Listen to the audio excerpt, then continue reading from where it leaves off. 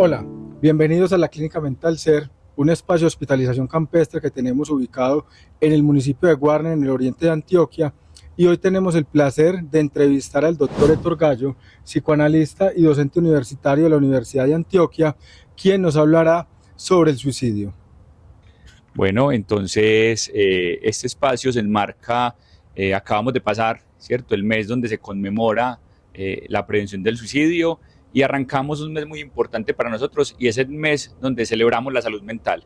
En esa vía nos parecía importante contar con un espacio para tocar este tema que es de trascendencia a nivel social y creo que contamos con un invitado de lujo, entonces creo que podemos empezar con Héctor. ¿Cómo está Héctor? ¿Cómo le ha ido? Muy bien. Listo, Héctor. Héctor, no sé si quieres dar unas palabras frente a esta invitación que te hacemos de estar acá en la clínica o si de una vez arrancamos con las preguntas que tenemos planteadas para este conversatorio sobre el suicidio. No, que es un placer estar aquí y ver como que ya vamos a arrancar con este proyecto que ha exigido mucho trabajo, mucha dedicación. Y digamos que esto podría ser como un primer inicio porque seguramente vamos a tener aquí algunos casos en donde nos vamos a encontrar con intentos de suicidio que hayan sucedido y con personas que pueden haber sido ya internadas o no. Entonces me parece pues como muy bien abrir con esta problemática que es de interés para la salud mental y de interés social. Listo, Héctor. Bueno, Héctor, la primera pregunta que hemos planteado es la siguiente. ¿Qué diferencia hay entre la tristeza normal que todos sentimos y ese dolor que hace que una persona sienta que no hay nada que la ancle a la vida? ¿Qué relación se tiene esta falta de anclaje en la vida con lo que usted llama en su libro el disgusto de vivir? Uh-huh. Bueno, hay que aclarar algo, qué pena Héctor, antes de que arranques, porque no lo hemos mencionado, y es que Héctor recientemente publicó su segundo libro sobre el suicidio. El primero fue sobre el suicidio en adolescentes, y bueno, ahorita Héctor nos indicará algo sobre este segundo libro. Sí, pues la conversación que vamos a hacer está inspirada tanto en el primero como en el segundo libro, que está titulado Suicidio, Salud Mental y Deseo de Vivir. La tristeza, para arrancar con la pregunta, es un sentimiento relacionado con una sensación de pérdida. Es decir, puede ser una pérdida real o una pérdida imaginaria. Sea de un ideal, de la patria, de un anhelo que se interrumpe, por ejemplo, una expectativa que se cae, una decepción relacionada con el hecho de no obtener lo que se esperaba, por ejemplo, de alguna experiencia o de la pareja, por ejemplo. La tristeza es un decaimiento emocional, es una sensación de decaimiento que es inevitable para los seres humanos experimentar en cualquier momento de la vida. Es inevitable que en algún momento de la vida nos sintamos tristes y esto tiene que ver con, por ejemplo, con que las cosas no salen como uno lo esperaba o lo ha supuesto. Es decir, que desde este punto de vista la tristeza no hay que medicarla porque porque no tiene que ver con una enfermedad. Es decir, los sentimientos que a nosotros nos agobian no tienen nada de enfermo, porque es justamente por el hecho de que estamos vivos que en ocasiones nos podemos sentir tristes o alegres. Es como si a uno lo medicaran porque está alegre. Claro, si está exageradamente alegre, pues piensan, y no hay razones para ello, pues piensan que está loco. Entonces a eso se le llama manía y en ese sentido pues se piensa que hay que medicarlo para que se aquiete. Pero la alegría del placer, pues eso no hay que medicarlo porque eso está en la misma lógica de la tristeza. Entonces la tristeza corresponde a un momento lógico en donde el color de la vida se vuelve por un momento opaco, ¿no? Pero no supone la presencia de un goce de quedarse caído o perdido en medio de la oscuridad. En ese sentido no es lo mismo sentirse con ánimo decaído, para hacer la diferencia con respecto a lo que ustedes me planteaban, que haber literalmente caído en un hueco sin fondo. Esas son dos cosas muy distintas. Del lado de la tristeza, decaimiento, del lado de lo que llaman hoy depresión profunda, por ejemplo, ya el sentimiento es de caída. Y la gente cae literalmente a la cama, no quiere ir a trabajar, no quiere comer. Ahora, en el caso del decaimiento, tenemos un desánimo que no dura. Es decir, es un decaimiento temporal y no supone estar al borde del abismo con alto riesgo de caer. En cambio, en el segundo caso, hay la sensación de haber caído a un abismo que, por no tener fondo, evoca cierta dimensión de infinitud. Entonces tenemos la tristeza del lado de lo que es finito, de lo que es temporal, y tenemos esta sensación de caída que tiene que ver con algo que se va prolongando en ocasiones, y que en ese sentido pues prende las alarmas del entorno, por ejemplo de la familia, de los amigos, de la pareja, de los allegados. Entonces es cuando se considera, para que ahí cerremos la primera pregunta, que la cosa ha pasado de castaño a oscuro en la vida de alguien, que se tiene la certeza de haber sobrepasado un cierto límite que prende las alarmas. Entonces, hasta ahí que tenemos muy distinto el decaimiento, que es el de la tristeza, que es temporal, a la evidente caída, que es lo que llaman hoy depresión mayor, depresión profunda, pero que no necesariamente tampoco tiene que ser una depresión en el sentido pues de una locura depresiva. Ya ahí hay que mirar caso por caso, ¿cierto? Bueno, acá hay algo importante con lo que nos menciona Héctor, y es que podamos diferenciar en la vida cotidiana cómo nos vemos enfrentados a situaciones que nos pueden afectar anímicamente y tener episodios o momentos de tristeza que son transitorios y de pronto requieren el apoyo de alguien, puede ser un analista, un terapeuta, ¿cierto? Porque los recursos que la persona tiene como a nivel psicológico, por decirlo así, no tiene todavía la capacidad para afrontar, pero que es algo transitorio y que lo que normalmente se espera es que una persona frente a eso lo transite y continúe su vida.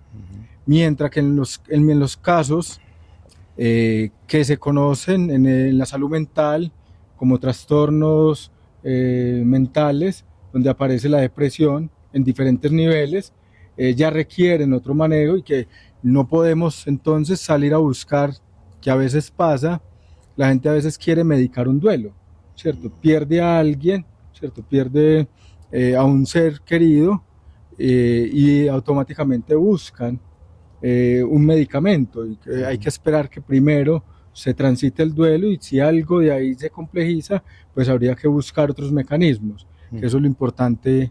Creo que hay algo de lo que aparece acá con lo que Héctor nos menciona. No sé si Carlos quiere puntualizar algo o pasar a la segunda pregunta. Podríamos enlazar esto que estaba comentando Juan como con la siguiente pregunta, porque de pronto a las personas que nos están escuchando, que nos están viendo, les puede surgir la duda de sí, hay una tristeza que está dentro de los afectos, dentro de las emociones normales que experimenta una persona. Entonces, ¿cuáles serían esas señales que para mí como un familiar o como un amigo de una persona me pueden dar a entender que debo poner atención, que de pronto hay algo más de lo urgente y que yo debería de pronto gastar un poquito más de tiempo en ver qué es lo que ocurre con esa persona que está experimentando esos estados emocionales un poquito más hacia abajo, hacia la tristeza, hacia la depresión?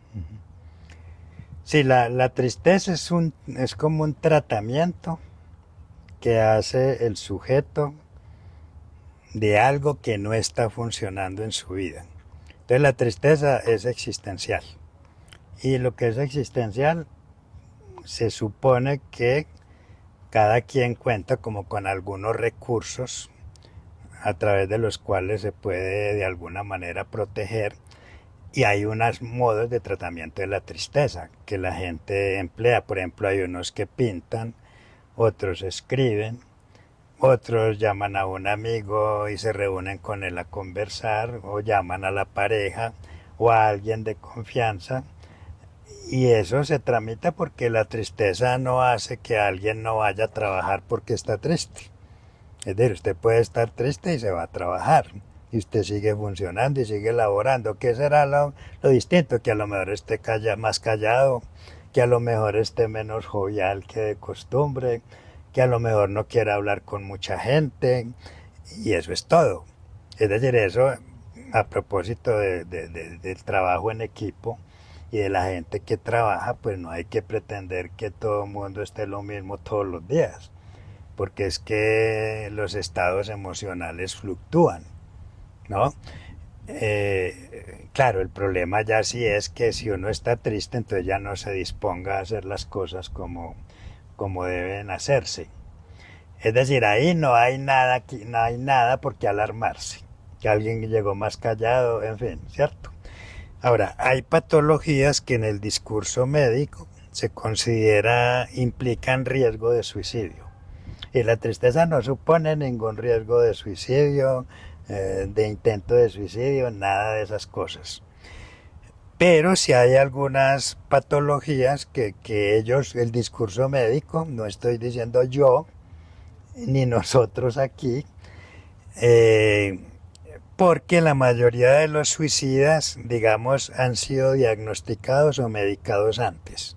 El 90% de los suicidas están tomando medicamentos y eso quiere decir que el medicamento no protege del suicidio, ¿no?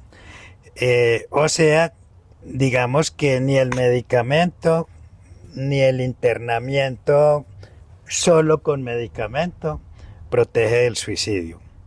Y entre esas patologías que se suponen de ser concebidas como patologías de riesgo, y esto a propósito pues de lo que vamos a tener acá, no digamos que son signos o señales que podrían ayudar a identificar a un posible suicida, sino que son propuestas por el discurso médico como enfermedades que causan el suicidio.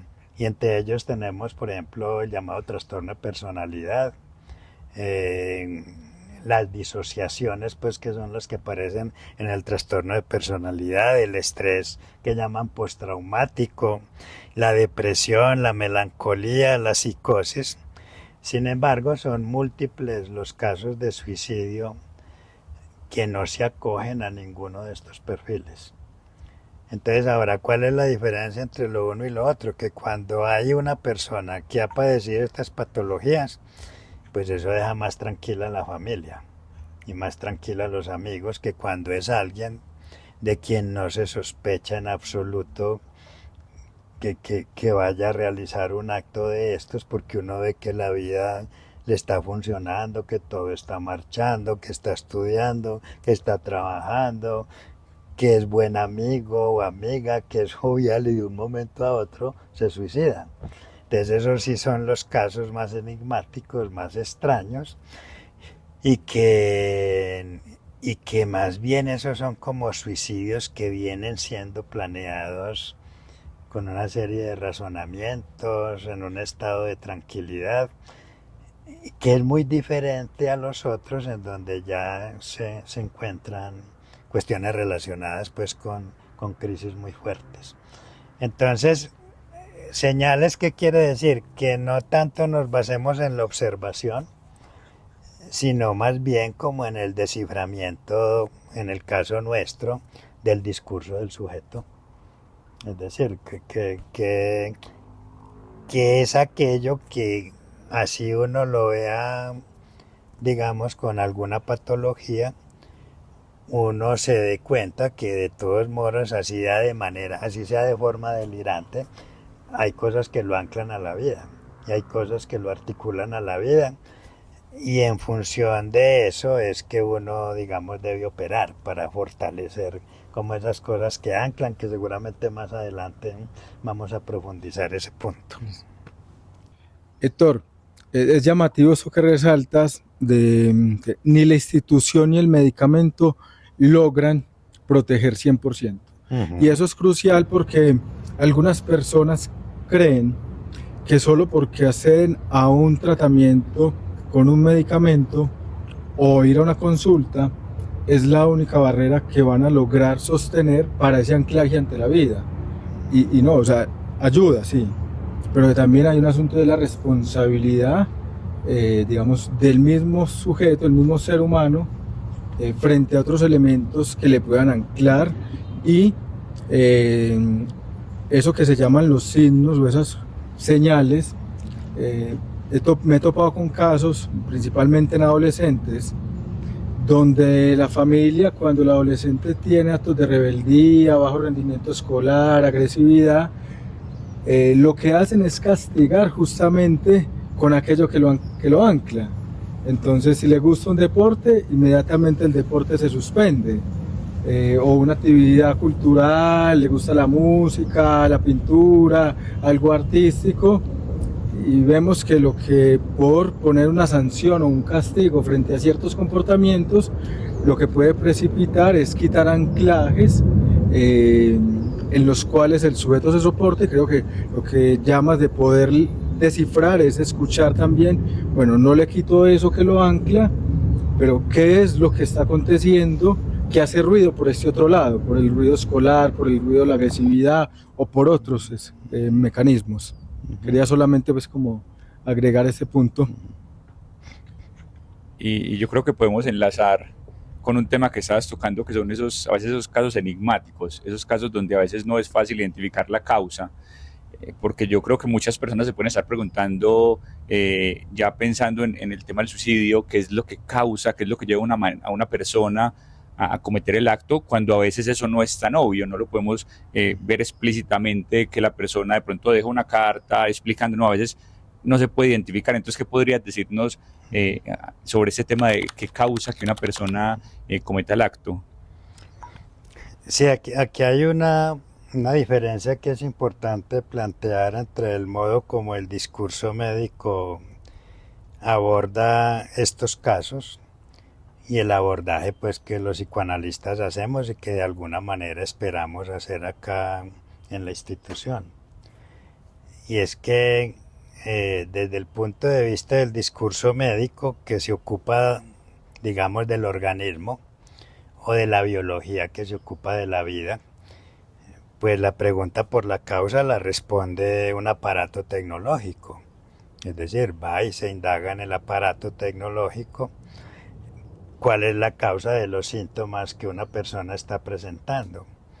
El problema con la salud mental y con las cuestiones de orden psíquico es que no hay aparato tecnológico que nos muestre la causa.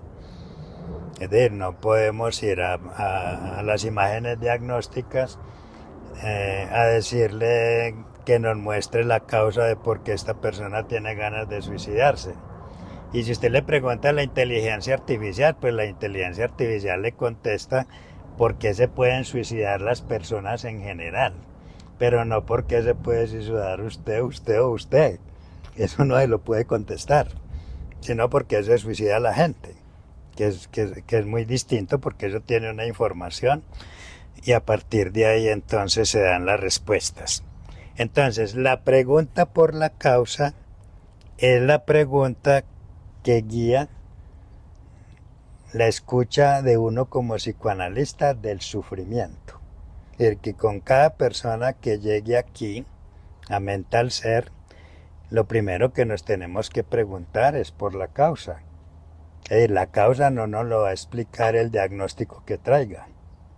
El diagnóstico que traiga lo tenemos que poner entre paréntesis para poder descifrar en el sentido, en el mismo discurso de la persona, por enferma que se la pueda llegar a considerar, poder descifrar cuál es la causa de si tuvo un intento de suicidio, por ejemplo.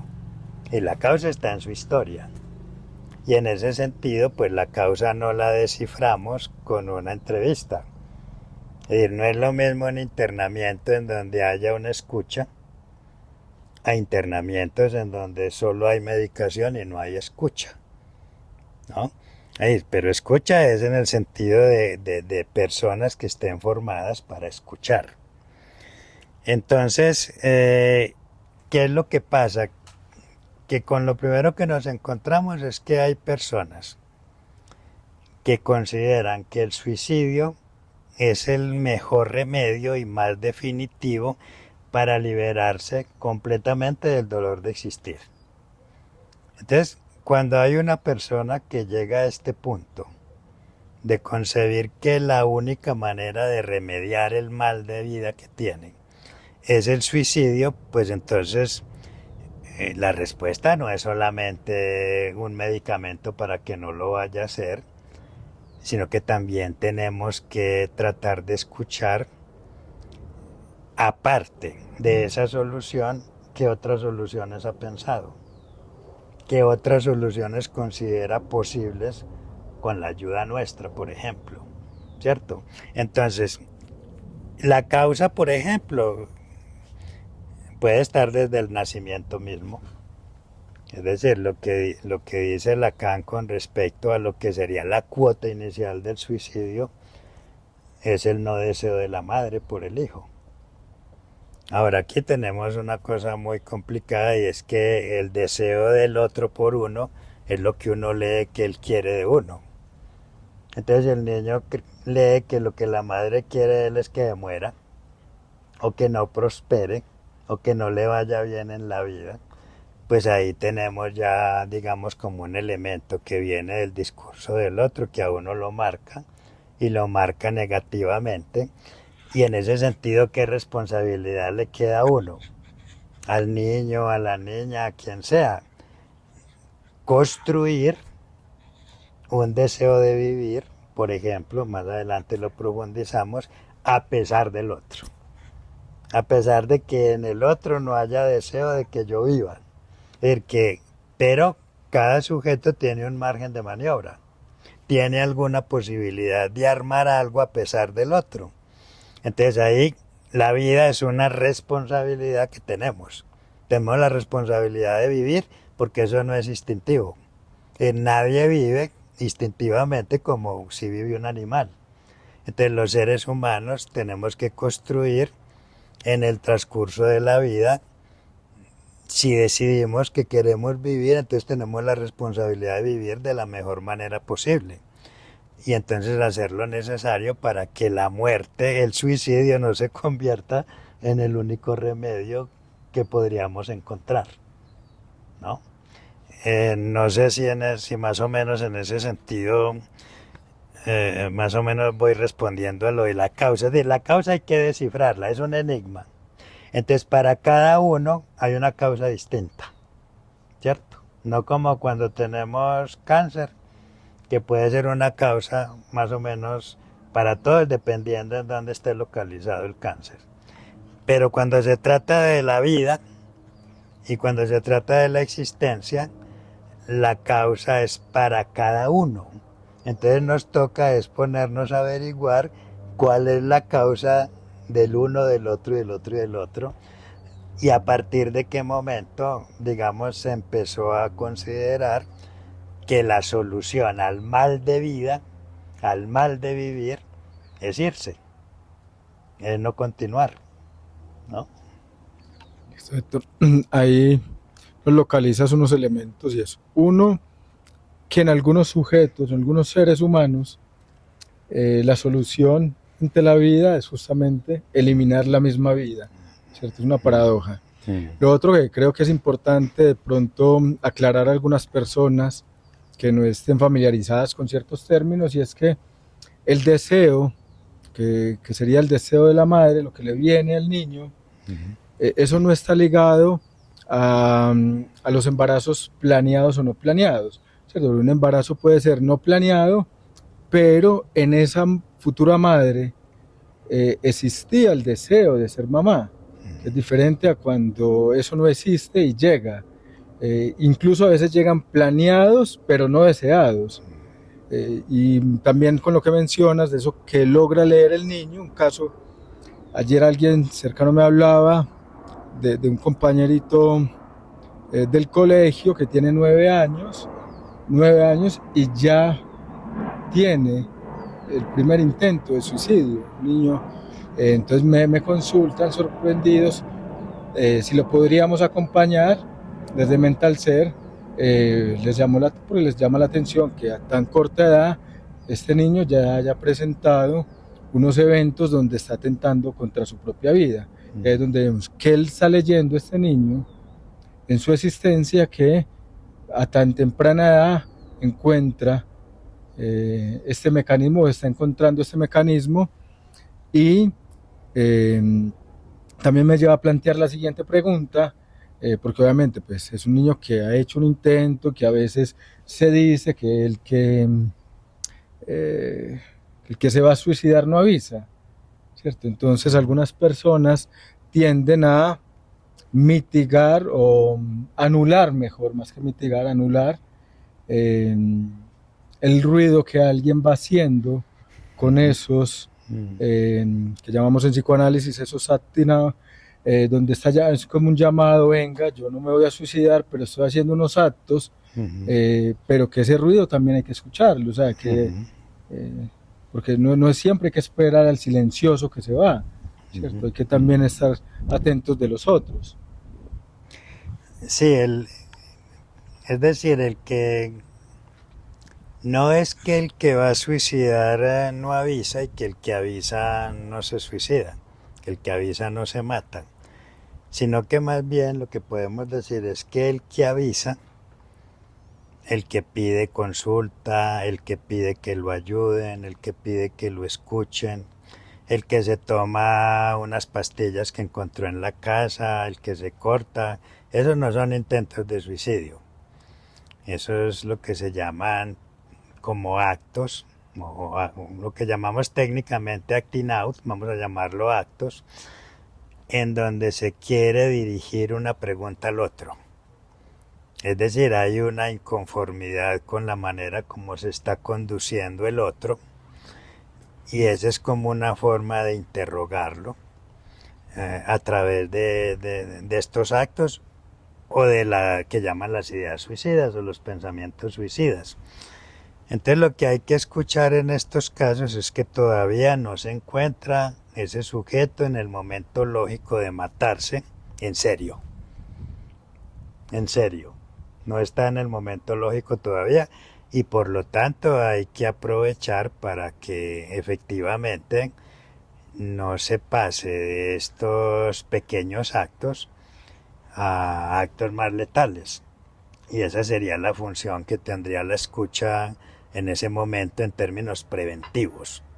Es decir, no hay que inmediatamente, como se dice popularmente, correr a hacer internar un niño o una persona porque tiene pensamientos suicidas. ¿No? Es decir, porque si los tienes, porque todavía no se va a suicidar, lo estás pensando. El que piensa y habla todavía no está en el momento de hacerlo, pero el que piensa y no habla, mejor dicho, el que está en la vía de hacerlo, no habla, no pide ayuda, no avisa, porque está haciendo una construcción con un razonamiento muy, muy convencido, y estas personas tienen ya definido el día, la hora, el momento y la manera como lo van a hacer. Eso es el efecto de... Es decir, nadie es que de arrebato se suicida, nadie se suicida de arrebato o porque le dio un impulso. No, eso ya viene trabajándose. Ahora, la cuestión del deseo es que el deseo es inconsciente, es muy distinto al anhelo. Entonces una madre o una pareja puede anhelar tener un hijo, pero como ser padre o ser madre no es instintivo, sino que esto es una construcción, una decisión que uno toma en la vida. Entonces, en ese sentido, puede ser un hijo supuestamente planeado conscientemente, supuestamente anhelado conscientemente, pero que hay algo en la manera de dirigirse al niño, en la manera de hablar del niño, que le transmite que no es deseado. Porque la pregunta del niño siempre es ¿qué quiere? Y de cualquiera es ¿qué quiere el otro de mí? Yo quién soy para el otro. Y eso, yo quién soy para el otro o el otro qué quiere de mí, son deducciones que el niño hace porque vuelve y juega. No hay aparato tecnológico que te lo muestre, ni la inteligencia artificial te lo va a decir. Eso no lo sabe la inteligencia artificial, para que vamos diferenciando qué nos responde la inteligencia artificial y qué no nos responde. Entonces, por esa razón, escuchar qué quiere decir, que es prácticamente irnos hasta quién le puso su nombre. ¿Quién le puso el nombre? ¿De dónde sacaron el nombre? ¿Cómo nació? ¿Cómo llegó al mundo? Es que hasta allá nos tenemos que ir para poder empezar a deducir a partir del discurso de quien habla, que todavía no lo ha hecho, del que avisa, para poder establecer entonces qué cosas son las que efectivamente lo ponen en riesgo. Y también qué elementos son de aquellos de los que nos podemos servir para reforzar la relación con la vida de parte de ese sujeto, y por qué razones se ha debilitado y a partir de qué momento se ha debilitado. En el caso de este niño de 9 años, claro, eso aterroriza porque es un niño que está empezando a vivir, es un niño que todavía no sabe qué es la vida y ya tiene un dolor de existir. Es decir, ya está considerando que la vida es como una enfermedad, que la vida es una cosa muy difícil de sobrellevar, de soportar, y entonces para los suicidas la vida se volvió una enfermedad, la vida se volvió un peso intolerable, se volvió una cosa insoportable, y entonces hay que curarse de la vida, a curarse de la vida matándose. Ahora, este tiene otra cuestión, es que desde que nacemos ya estamos muertos. Es otro asunto, y es que cuando nacemos a la vida aseguramos la muerte, ¿no? Entonces, ¿qué es lo que hace un suicida? Anticipar lo que tenemos seguros por el hecho de haber nacido, por el hecho de estar vivos. Entonces, sí nos causa terror que un niño de 9 años quiera anticipar tanto la muerte, se quiera curar de la vida sin todavía haberla prácticamente comenzado. Un niño de 9 años que diga eso es el ejemplo de que cuando nacemos ya estamos muertos. Listo, Beto. Con esto que mencionas, hay algo que se resalta en los principios de Mental Ser, lo que hemos mencionado hasta acá, y es que finalmente nos orientamos más allá del diagnóstico, es en lo que acontece con cada ser humano. Entonces acá llega, es un ser humano sobre quien nos interrogamos su existencia, si bien tenemos en cuenta el diagnóstico previo o los diagnósticos previos con los que llegue, porque hay personas que pueden llegar con múltiples diagnósticos según los espacios de salud mental por los que haya transitado. Eso lo dejamos ahí en paréntesis, los tenemos presentes, sí, pero nos focalizamos en cada ser humano por su existencia y cómo desde ahí nosotros podemos apoyar a Carlos, a Juan, a Héctor, a Ana, a cada ser humano que llega a la institución.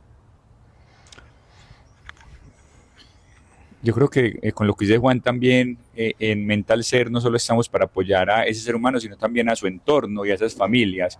Y veníamos hablando en la pregunta anterior como ese terror que causa alrededor cuando una persona, en este caso el niño que está como ejemplo, tiene un intento o empieza a hablar de suicidio.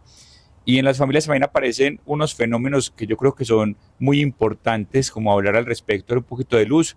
Y en este caso hay algo en particular que es la culpa. Creo que es relativamente común, o podríamos hablar que cuando ocurre un intento de suicidio, la familia siempre se cuestiona por qué responsabilidad tienen ahí, qué culpa tuvieron, en qué fallaron. Entonces, no sé qué podríamos decir al respecto, Héctor. Que hay ahí bueno, lo primero que hay que precisar es que la culpa es inconsciente, pero lo que sí es consciente es el remordimiento. Entonces nos preguntamos qué es lo que experimentamos cuando alguien de la familia lleva a cabo un acto de estos tan radical contra sí mismo, y es si tenemos remordimiento o tenemos culpa. Y más bien es el remordimiento, es si nosotros lo hubiéramos matado, pues literalmente. Pero como no es así, lo que tenemos es culpa, Y la culpa pues tiene dos dimensiones. Una que tiene que ver es con preguntas que uno se hace. Y una es qué hicimos mal. Pero la pregunta fundamental en la que queda enredado el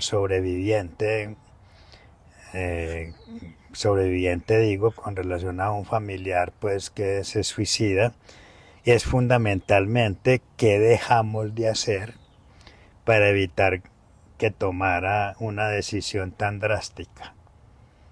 Entonces yo qué fue lo que no hice como hermano, como padre, como madre, como amigo, que, que fue lo que no hice que permitiera de en alguna medida impedir que esta persona hiciera esto.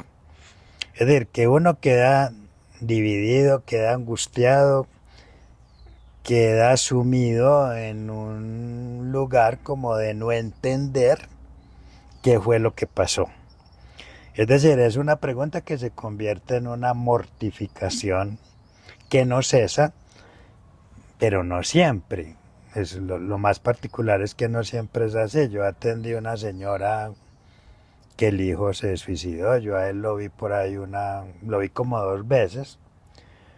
Y él no volvió porque era un muchacho drogadicto y se gastaba el dinero que ella le daba para que viniera donde mí.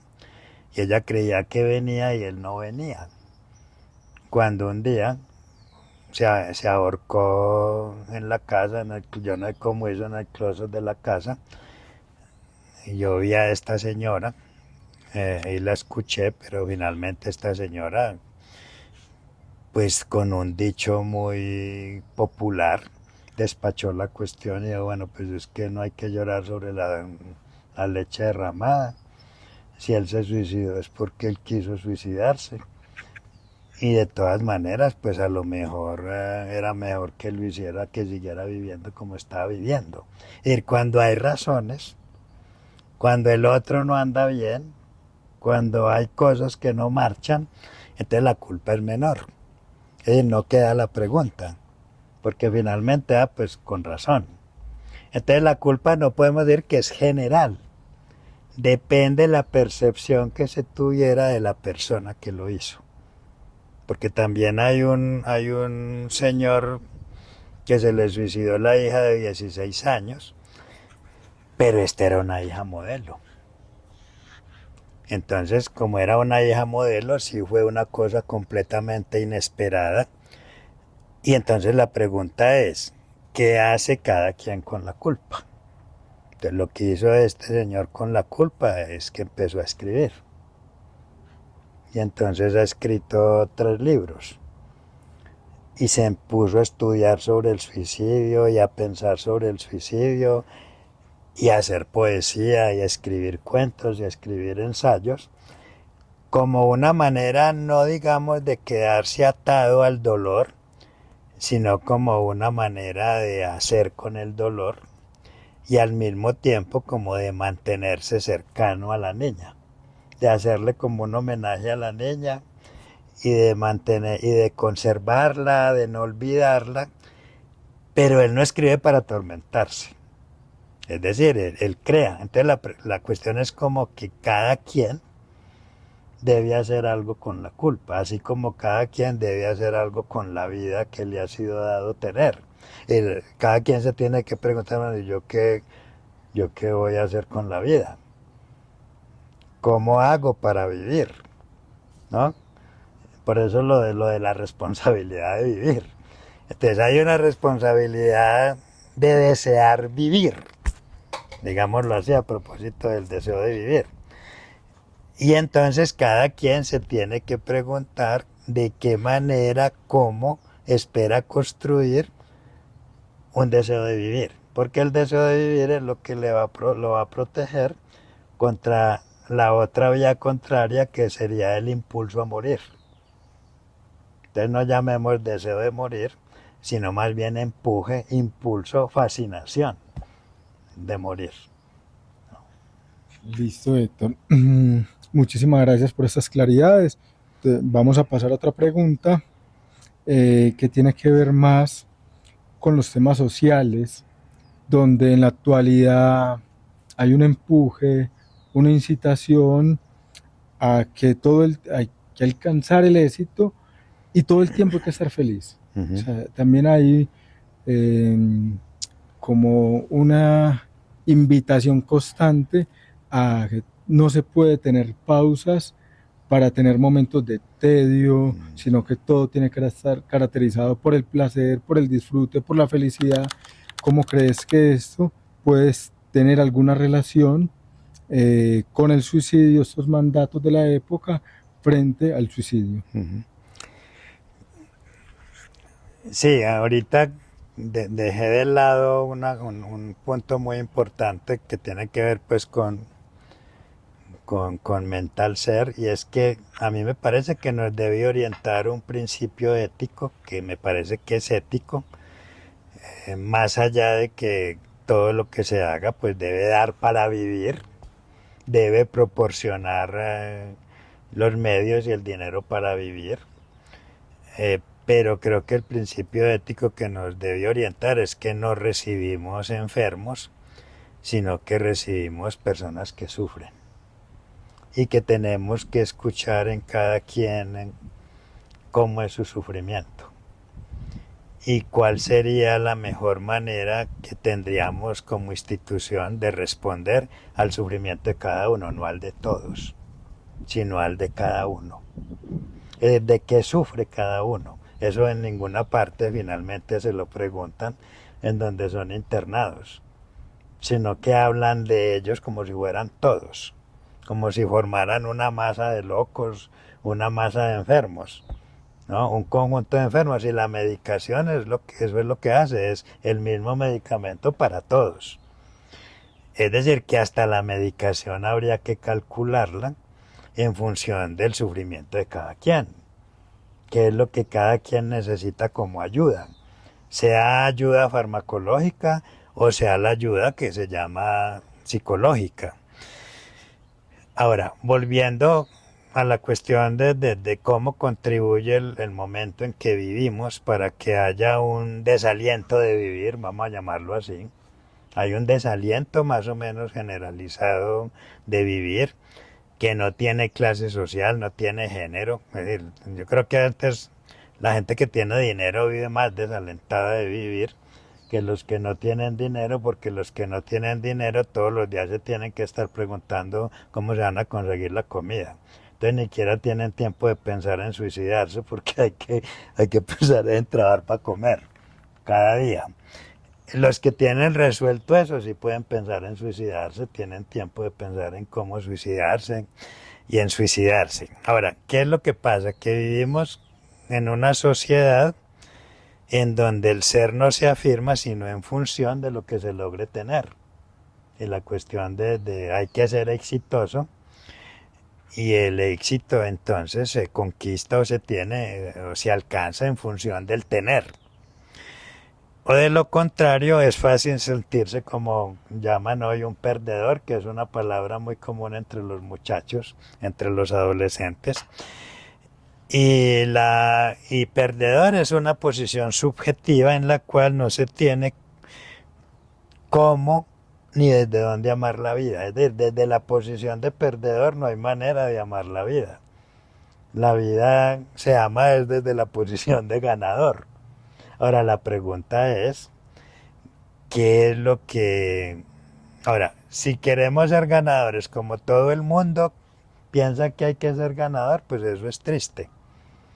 Yo creo que cada quien tiene que pensar de qué manera puede sentirse ganador en su relación con la vida. ¿Qué es lo que lo hace ganador en su relación con la vida? Ahora, el problema es que ahora se quiere ser ganador con el menor esfuerzo posible, sin hacer, digamos, un trabajo que implica dedicación, que implica responsabilidad, que implica tener unos criterios pues para orientarse. Y el que quiere tener lo que anhela, pues digamos sin tener que jugarse casi nada para alcanzarlo. Entonces lo que digamos desde este punto de vista también uno se tiene que plantear y cada uno es qué partida me quiero jugar en la vida, más allá de lo que la sociedad me pide, la partida que la sociedad me pide que haga. Es decir, si uno no está dispuesto a jugarse una partida, entonces no hay deseo de vivir. Porque el deseo de vivir es el que lo pone a uno a plantearse qué partida es la que se va a jugar en la existencia. O sea, que ahí lo importante es, o sea, la vida tiene que tener esa partida para jugársela. Tiene que tener una parte, hemos dicho, el presupuesto para amar la vida, o al menos para querer vivir, es que es una partida que hay que jugarse independientemente de cuál sea, pero que sea una partida en donde uno sienta que el ser ahí está en juego y está comprometido. O sea, que se puede decir jugar la partida que la sociedad te plantea o jugar tu propia partida. O jugar tu propia Pero partida, obviamente teniendo en cuenta la sociedad en la que estás viviendo, que puede facilitártela o puede hacértela más difícil, pero en esa partida vos podés tener gente que te acompañe, pero nadie se va a jugar la partida por vos. En eso estás completamente solo. Y esa es la partida entonces que tiene que ver con qué deseo es el que yo voy a comprometer en la partida que yo me juegue, ¿no? Y también qué acompañantes se tienen en esa partida, porque también cuando decís, listo, hay gente que acompaña, pero hay gente que acompaña para que la partida sea más difícil. Y creo que ahí también es la postura que uno puede tener para decir, bueno, quien me acompaña la hace más difícil, la hace más fácil y tomar decisiones, porque también ahí entra el goce de que la gente a veces se engancha con quien te hace la partida más difícil y no se suelta. Sí, es la compañera o el compañero de partida o los amigos con los que uno se juega una partida y no pueden ser muchos y no puede ser con cualquiera. Entonces ahí hay un cálculo que hay que hacer en donde uno siempre está, digamos, en riesgo de equivocarse. La cuestión es que todos nos equivocamos, pero no hay que equivocarse demasiado, porque si nos equivocamos demasiado, entonces nos da ganas de morirnos. Y hacerse de alguna manera responsable por esa selección en ese partido, en esa partida que se van a hacerse responsable un poco, porque también a veces se toman decisiones dentro de ese partido, de esa partida, y no se le echa la culpa a otros. Yo soy responsable de lo que elijo en esos partidos. Empezamos a tocar un tema en las preguntas que nos parece muy importante para ir cerrando, y es sobre ese deseo de vivir, o sea, como esa apuesta por la vida. En esa vida, Héctor, ¿cómo qué nos podrías decir al respecto, pensando en cómo hace el sujeto, cómo hace la persona para empezar a construir un deseo que esté alineado con la vida, con esa construcción de un futuro y de unas expectativas diferentes? No, yo creo que ahí volvemos a lo de qué partida uno se va a jugar, porque si uno decide, cuando alguien dice que esto es lo mío, o que esto no es lo mío, ¿qué quiere decir? Que usted no se va a jugar nada ahí. Cuando alguien dice esto es lo mío, quiere decir que usted se va a jugar algo. Y en ese sentido, entonces, usted tiene que pensar qué va a poner ahí, ¿no? Y eso que usted va a poner ahí, eso tiene... La gente le pone muchos nombres, que póngale pasión, que póngale ganas. Bueno, nosotros llamaríamos, hay que armar un deseo en relación a esa partida. Ahora, ¿qué quiere decir armar un deseo? Que vos no vas a retroceder. No que la vas a convertir en un imperativo categórico, como vivir tampoco debe ser un imperativo categórico, sino que debe ser una construcción.